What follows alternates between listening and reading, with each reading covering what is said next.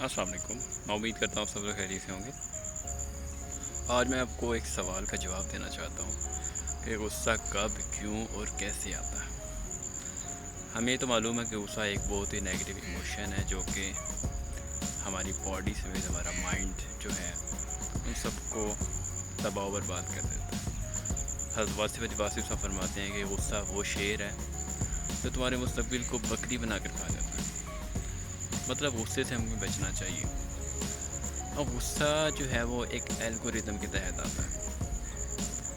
नाअहली जो है ना वो खौफ को जन्म देती है और खौफ गुस्से को जन्म देता है।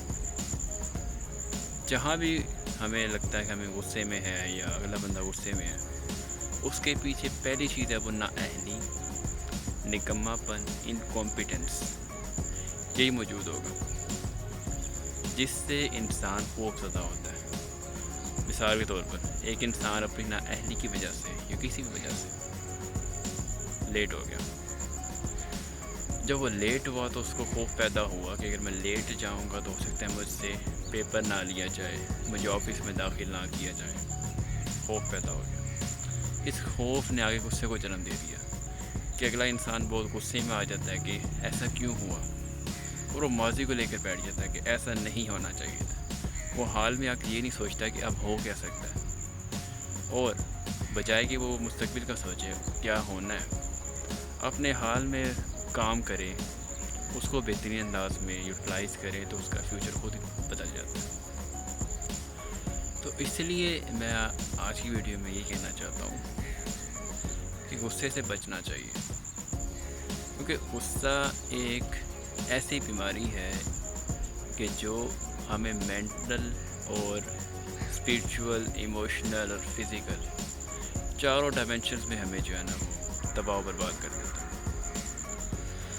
इसलिए इससे बचने का यही एक फार्मूला है कि पहली चीज़ तो ये है कि हम अपने माइंड को साफ़ करें, कोई नेगेटिविटीज़ में ना हो।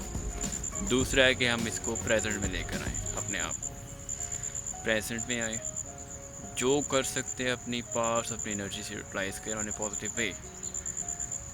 उससे ये होगा कि हमारी इनकॉम्पिटेंस कॉम्पिटेंस में बदल जाएगी, कॉन्फिडेंस बूस्ट अप होगा, फियर, खौफ का जो एलिमेंट है वो खुद ब खुद ख़त्म हो जाएगा और गुस्से का नामो निशान नहीं रहेगा। वो जब एक दिन गुजर जाए करें ना तो बातें एक दिन की जो हो गई हैं उनको वहीं छोड़ दिया करें।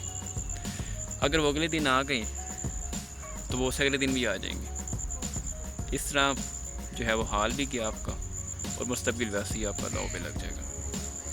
इसलिए अपनी ज़िंदगियों को खूबसूरत बनाइए, पुरअमन बनाइए, जो जैसा भी करता है करने दीजिए। बस कोशिश करें कि अगले के बिहेवियर से आप अपना बिहेवियर चेंज ना कर लें। जैसे वो डील कर रहा है वैसे आप डील ना करें।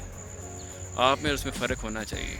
जब ये फ़र्क आ जाएगा गुस्सा भी ख़त्म हो जाएगा और खुशियाँ बढ़ती जाएंगी, बरकतें बढ़ती जाएंगी, सेहत अच्छी होती जाएगी, काम में कामयाबी मिलती जाएगी। इसलिए अपने आप गुस्से से बचाएं और इस मैसेज को ज़्यादा से ज़्यादा शेयर करें ताकि हम एक पीसफुल लाइफ और एक सक्सेसफुल लाइफ गुजार सकें। मैं उम्मीद करता हूँ आप सब लोगों को वीडियो पसंद आई होगी। देखने का शुक्रिया। दुआ में याद रखिएगा। अल्लाह हाफ़िज़।